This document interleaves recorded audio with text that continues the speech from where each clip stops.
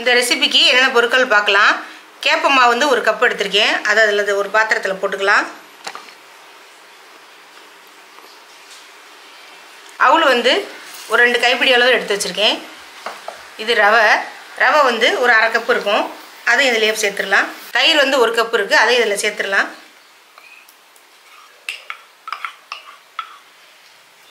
இப்போ இந்த அவுளை வந்து நம்ம தண்ணி ஊற்றி அலசி புழிஞ்சு இதில் போடணும்.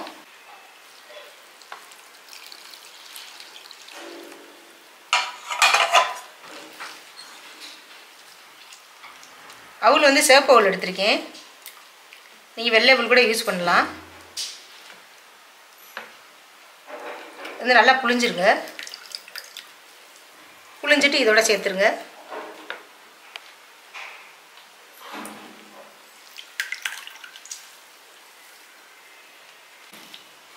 இப்போ எல்லாமே சேர்த்து நல்லா இப்படி கிளறி வச்சுருங்க.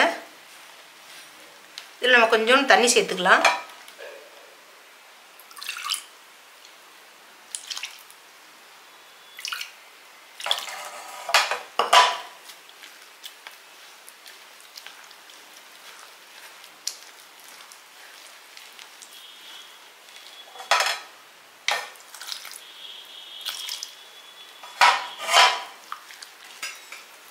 இப்போ இது நல்லா கிளறி வச்சுட்டோம்.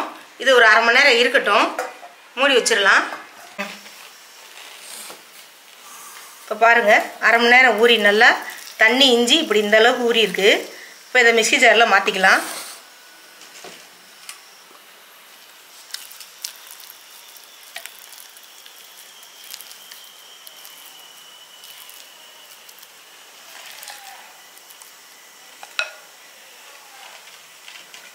இதை நல்லா வந்து அரைச்சிட்டு வந்துடலாம்.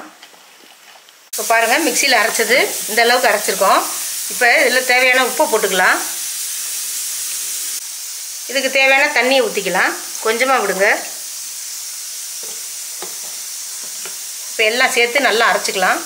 இப்போ பாருங்கள், இந்த மாதிரி நல்லா அரைச்சிட்டோம். இது ஒரு பாத்திரத்தில் ஊற்றிக்கலாம்.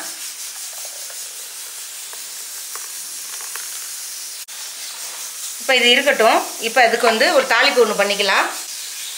இதில் 2 ஸ்பூன் எண்ணெய் விடுங்க. இதில் கடுகு கொஞ்சம் போட்டுக்குங்க. சீரகம் கொஞ்சம், பச்சை மிளகா வந்து ஒரு 2 பச்சை மிளகா கட் பண்ணி, பச்சை மிளகா கொஞ்சம் பொரிஞ்சிருச்சு. இப்போ வெங்காயத்தை வந்து கட் பண்ணி வச்சுருக்கேன், சின்ன வெங்காயம். அது 2 கைப்பிடி அளவு போட்டுக்கலாம்.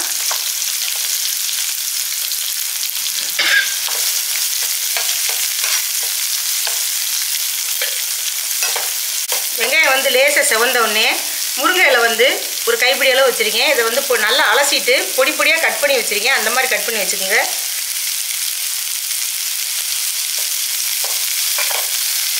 அதையும் போட்டு நல்லா வதக்கி, வெங்காயம் வந்து இந்த கண்ணாடி பதம் வந்துருச்சு. இப்போ ஒரு கேரட்டை வந்து இந்த மாதிரி கட் பண்ணி வச்சுருக்கேன். அதையும் கட் பண்ணி இப்படி போட்டுருங்க. துருவுன மாதிரி கட் பண்ணியிருக்கேன்.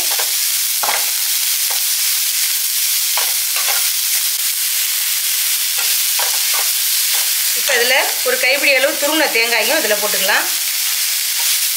இப்போ அடுப்பு அமர்த்திடலாம். கொஞ்சம் ஆறட்டும்.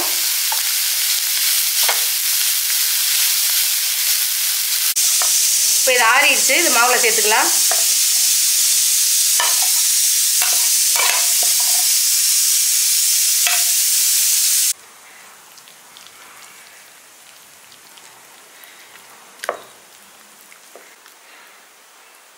இப்போ மாவு வந்து ரெடியாக இருக்குது. இப்போ தனியாக இருக்கட்டும். இப்போ இதுக்கு ஒரு நிலக்கடலை பருப்பு வந்து சட்னி அரைச்சிக்கலாம். இது அந்த சட்னி வந்து ரொம்ப டேஸ்ட்டாக இருக்கும்.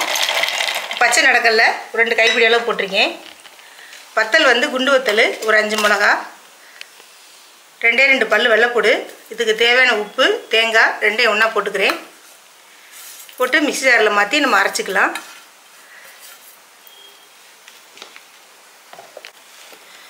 பாருங்கள், அரைச்சி வந்துருச்சு. இப்போ கொஞ்சம் தண்ணி ஊற்றிக்கலாம்.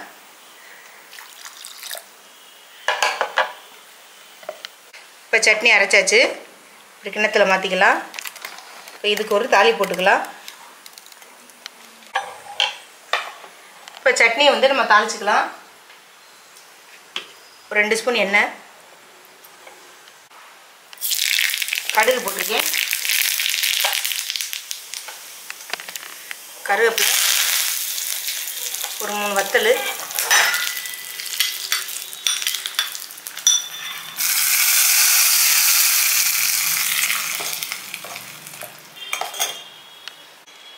வந்து ரெடியாக இருக்குது. இந்த மாதிரி ஒரு ஆப்பச்சட்டினாலும் சரி, நீங்கள் தோசைக்கல்லுனாலும் எடுத்துக்கலாம். நான் ஆப்பச்சட்டி வச்சுருக்கேன். இப்போ ஊற்றிக்கலாம்.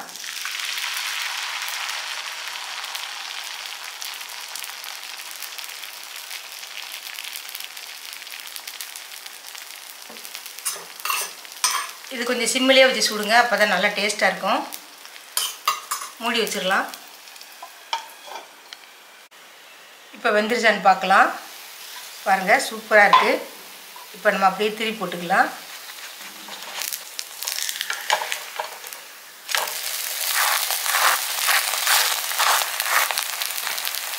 இப்போ அப்படியே மூடி வச்சுருங்க. இப்போ திறந்து பார்க்கலாம். சூப்பராக நம்ம பன் தோசை ரெடி ஆயிடுச்சு.